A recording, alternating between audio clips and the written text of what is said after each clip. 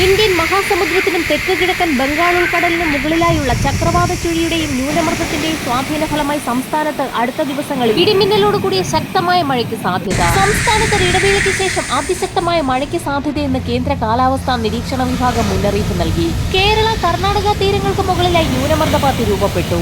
അതേസമയം വടക്കൻ കേരളത്തിന് മുകളിലായി ഒരു ചക്രവാത ചുഴി കൂടി രൂപപ്പെട്ടതായി കാലാവസ്ഥാ നിരീക്ഷണ വിഭാഗം അറിയിക്കുന്നു.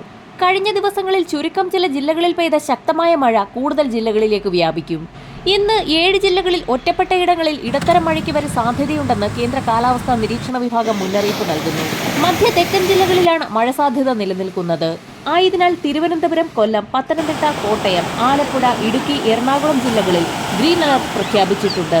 പ്രധാനമായും കിഴക്കൻ മേഖലകളിലാണ് ഇടിമിന്നലോടുകൂടിയ മഴയ്ക്ക് സാധ്യതയുള്ളത്.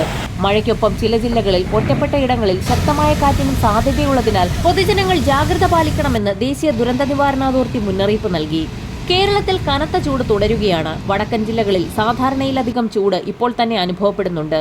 മാർച്ച് മാസം ആരംഭിക്കുന്നതോടെ വേനൽ കടുക്കാനാണ് സാധ്യതയുള്ളത്. അതേസമയം കനത്ത ചൂടിന് ആശ്വാസമായി സംസ്ഥാനത്തെ കൂടുതൽ ജില്ലകളിലേക്ക് മഴയെത്തുന്നു.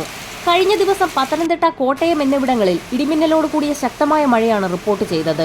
ഇന്നു മുതൽ കൂടുതൽ തെക്കൻ ജില്ലകളിൽ ഒറ്റപ്പെട്ട ശക്തമായ മഴ ലഭിക്കും. പത്തനംതിട്ട, കോട്ടയം ജില്ലകളിലാണ് കൂടുതൽ മഴയ്ക്ക് സാധ്യതയുള്ളത്. ഇന്ന് തെക്കൻ തമിഴ്നാട് തീരം, ഗൾഫ് ഓഫ് മന്നാർ, അതിനോട് ചേർന്ന കന്യാകുമാരി പ്രദേശം എന്നിവിടങ്ങളിൽ ശക്തമായ കാറ്റിന് സാധ്യതയുണ്ടെന്ന് കാലാവസ്ഥാ വകുപ്പ് അറിയിച്ചു. മണിക്കൂറിൽ 45 മുതൽ 55 കിലോമീറ്റർ വരെയും ചില അവസരങ്ങളിൽ മണിക്കൂറിൽ 65 കിലോമീറ്റർ വരെയും വേഗതയിൽ ശക്തമായ കാറ്റിനും മോശം കാലാവസ്ഥയ്ക്ക് സാധ്യതയുണ്ട്.